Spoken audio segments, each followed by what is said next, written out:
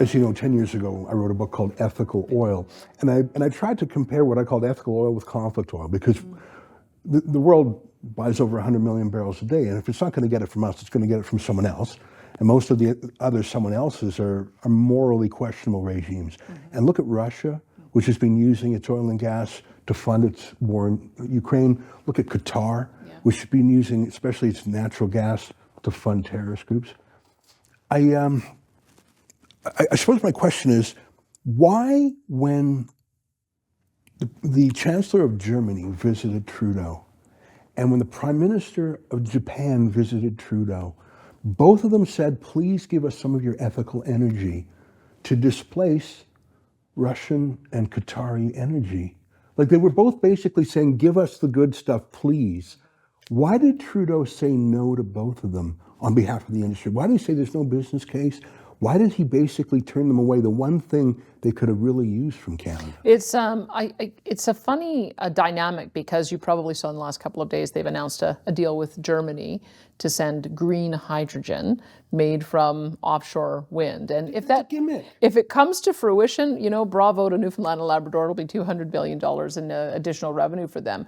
But the issue is that we just don't have the efficient means of being able to get our product to the East Coast, because Quebec has stood in the way. Quebec has said that they don't want to develop their own resource. They pulled licenses. They were obstructionists when it came to any discussion of pipelines. And so maybe there isn't a business case if you're not prepared to work with Quebec to get the pipeline infrastructure that you need to. But there absolutely is a business case off the West Coast, and that's where we're going to be focused. When you've got LNG Canada that really is months away from being able to be up in operation. They also need to make a final business investment decision next year on whether or not to expand that. Right now they have 2 trains. They could double the size of their project. If they can get the certainty, they'll be allowed to go ahead. There are at least 2 or 3 other projects that are getting to final investment decision. There's the potential for us to export hydrogen and ammonia using our existing rail lines going to Port of Prince Rupert. So I feel like whatever conversation the federal prime minister has had when looking on the other side of the country, it doesn't apply on our side of the country. And so but it's also our job. It's the job of us in British Columbia to be making that case and to be finding our markets. I understand that the Trans Mountain Pipeline is getting close to operational. That's such a crazy story, because Trudeau did everything he could to block it.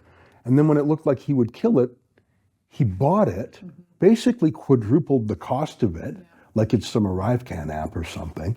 But it looks like it might actually be ready for operation. But do you actually think that the environmental extremists will let it operate? Do you actually think oil will flow from Alberta through British Columbia to a port in BC? Yes, I do. And I know it's been a big challenge all the way along.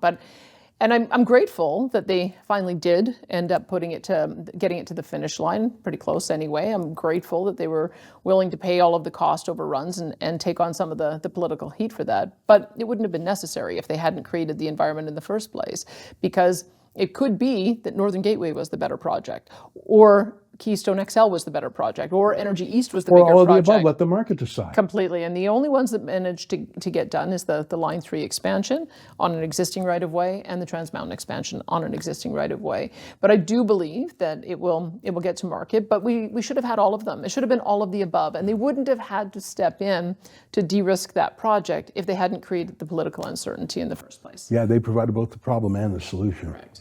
How about the Premier of British Columbia? Has he expressed a view on Trans Mountain? I see they're talking about the tankers again. Are you worried that there will be some provincial pushback, or is he in sync with this? I would say, look, he's in a certain stage in his election cycle, and so you know how when you get pretty close to election, they tend to focus more on the domestic issues. When I work with Premier Eby, we try to find the areas of common ground, and there are many, many areas of common ground.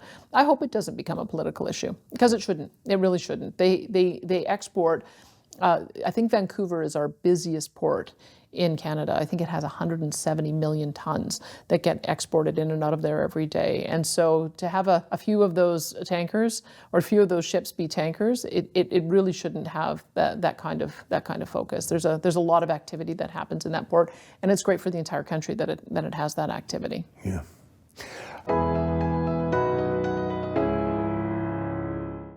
Hey, that's an excerpt from my show, The Ezra Levant Show, where I interview interesting newsmakers, in this case, Premier Danielle Smith from Alberta. If you want to see the whole interview, and I really recommended it, it was a very interesting interview, go to rebelnewsplus.com to subscribe. It's $8 a month, but if you use the coupon code Alberta, you get a good discount. So go to rebelnewsplus.com and use the coupon code Alberta.